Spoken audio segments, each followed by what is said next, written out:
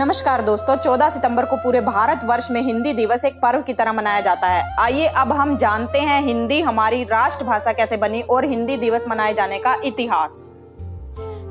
हिंदी दिवस प्रतिवर्ष 14 सितंबर को मनाया जाता है। 14 सितंबर 1949 को हिंदी के प्रोद्धा व्यवहार राजेंद्र सिन्हा का 50वां जन्मदिन था, जिन्होंने हिंदी को राष्ट्रभाषा बनाने के लिए बहुत लंबा संघर्ष किया। 14 सितंबर 1949 को संविधान सभा ने एक मत यह निर्णय लिया कि हिंदी ही भारत की राजभाषा होगी। इस दिन भारत के संविधान में हिंदी को मान्यता प्रदान की गई।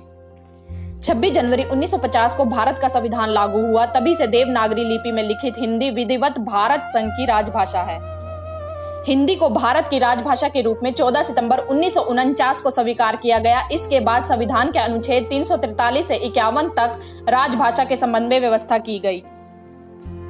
हिंदी को हर क्षेत्र में प्रसारित करने के लिए राष्ट्रभाषा प्रचार समिति वर्धा के अनुरोध पर 1953 से पूरे भारत में 14 सितंबर को हर वर्ष हिंदी दिवस के रूप में मनाया जाने लगा। हिंदी भाषा अंग्रेजी भाषा और चाइनीज भाषा के पश्चात विश्व की तीसरी सबसे ज्यादा बोले जाने वाली भाषा है। अंतर्राष्ट्रीय हिंदी दिवस 10 जनवरी को मनाया जाता है। राजभाषा हिंदी। राजभाषा का शाब्दिक अर्थ है राजकाज की भाषा। किसी राज्य या देश की भाषा जो सभी राजकीय प्रयोजनों में प्रयोग होती है राजभाषा कहलाती है। भारत की राजभाषा हिंदी है और केंद्रीय स्तर पर दूसरी आधिकारिक भाषा अंग्रेजी है।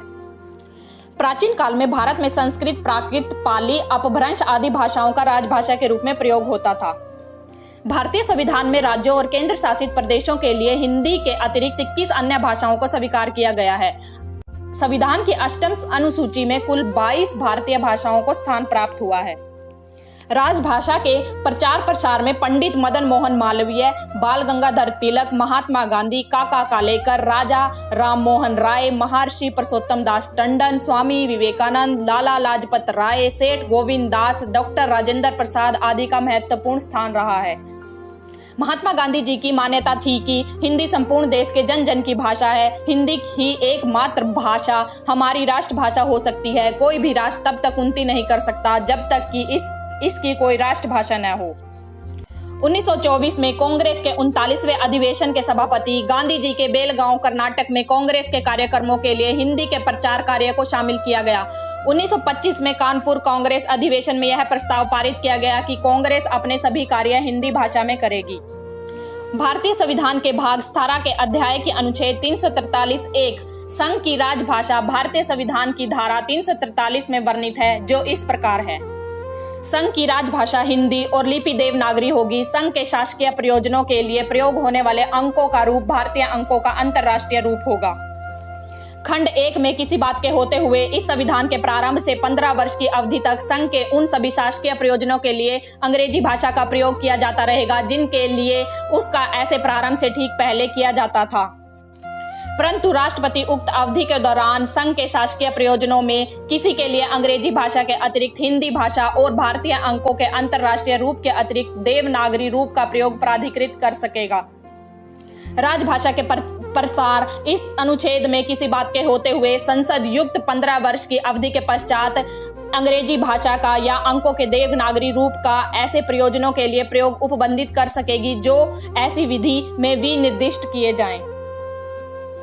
राजभाषा अधिनियम 1963 भारतीय संविधान के अनुच्छेद 343(3) के प्रावधान व श्री जवाहरलाल नेहरू के आश्वासन को ध्यान में रखते हुए सन 1963 में राजभाषा अधिनियम बनाया गया। इसके अनुसार हिंदी संघ की राजभाषा व अंग्रेजी सह राजभाषा के रूप में प्रयोग में लाई गई।